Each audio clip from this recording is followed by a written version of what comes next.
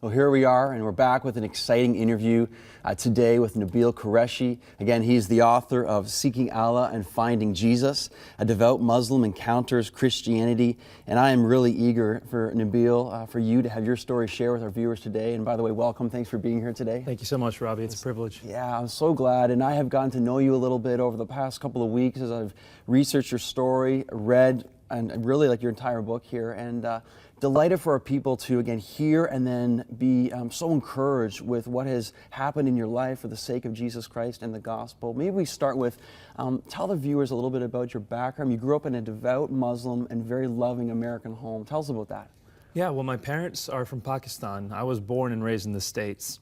And being that they're from Pakistan, it was their desire to raise a devout Muslim child here in the States. So growing up, I learned how to pray the 5 daily prayers, prayed them regularly. By the age of 5, I had memorized the last 7 chapters of the Quran and recited those regularly in my 5 daily prayers. And I actually finished the entire Quran recitation in Arabic by the age of 5. So it was a very devout Muslim life. But my parents also came with some presuppositions about the West. They see the immorality, they see the way people commit adultery, and they see things on TV and the immodest dress, and they impute all of that to Christianity because they see the West as a Christian area. So not only was it me practicing Islam, but they had also kind of taught me to defend myself against Christianity. And that's a common thing for Muslims around the world to come to the West with. And so growing up then, I was a devout Muslim, yes, but I was also trained with arguments to challenge and respond to the gospel. How did that affect your childhood then growing up compared to like other American kids? You've kind of spoken that a little bit, but just flesh that out a little bit more. Well, you know, what I really noticed was for us, Islam was our identity. Like we knew Islam, we were Muslim, and that's what we were representing wherever we went. My parents really had no choice. My mother, she would wear the burqa, so obviously whenever someone saw her, immediately they're thinking Islam. And I realized that the other kids didn't really own their faith. Yeah, they might call themselves Christian, yeah, they might go to church, but that didn't affect the way they lived. It didn't affect the way they thought. And so that was something that made us even more proud. As Muslims, we thought, we are following the true God. He affects and permeates every aspect of our lives. Whereas in the West, people realize their faith is false, and that's why it doesn't really affect the way they live. That's kind of how we subconsciously thought.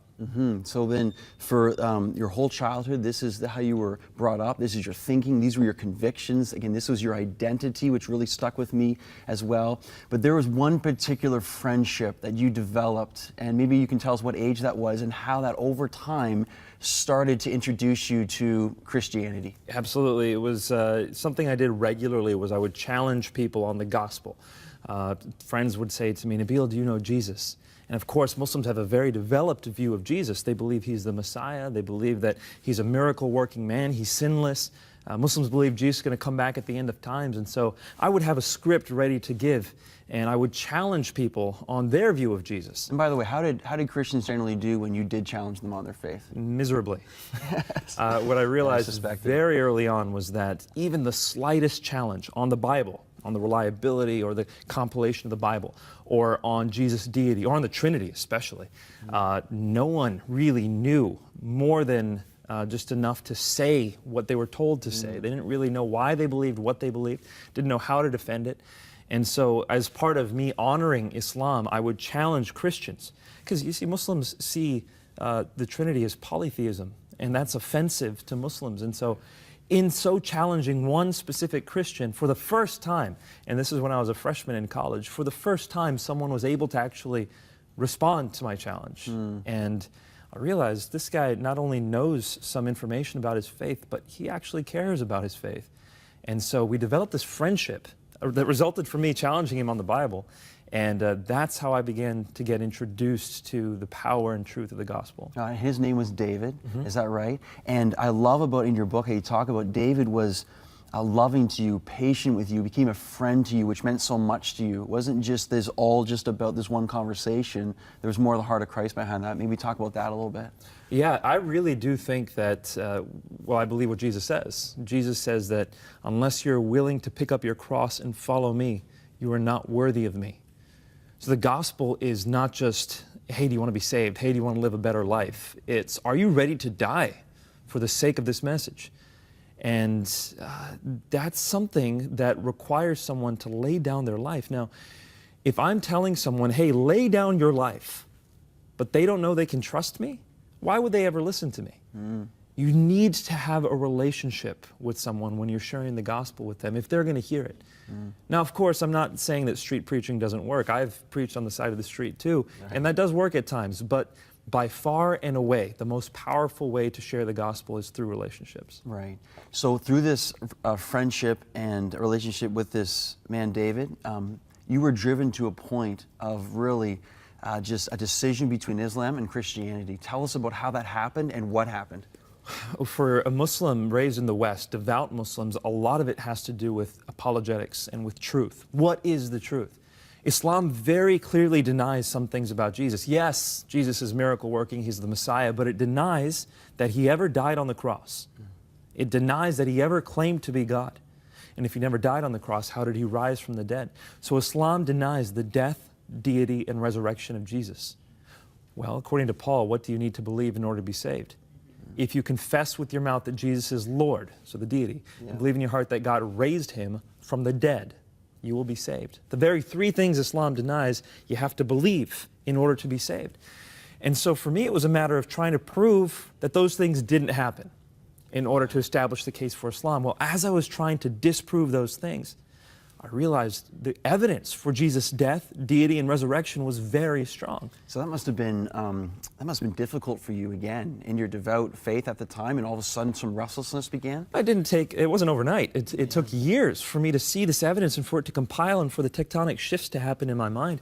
And when I realized the evidence was strong, then I turned my eyes to Islam and I said, how strong is the evidence for Islam? And to my shock, it was far weaker. When I leveled the same criticisms I had leveled on Christianity on Islam, the foundation fell apart. And so that's when it became a matter between me and God of actually asking him to show me the truth. So how did you actually come to Christ? Dreams were a fundamental part of what God used, and that's even, as Muslims grew up, they take dreams very seriously. Tell our viewers about that. It's fascinating, exciting. Well, for Muslims, most Muslims don't believe they can commune with God. Some modern Muslims do, and some Sufi Muslims do, but generally in history and the way that Islam has traditionally been taught, is God is kind of removed from you. And the only way you can really get guidance directly from him is through dreams. And Muslims have a prayer, it's called Salat Istikhara, where they specifically ask God to give them dreams for guidance. And so I ask God for visions and for dreams, and I'm not alone in that. Approximately 50 to 70% of former Muslims who are now Christians came partially through visions and dreams. Wow, that's awesome. And you had one very specific dream. Tell us that.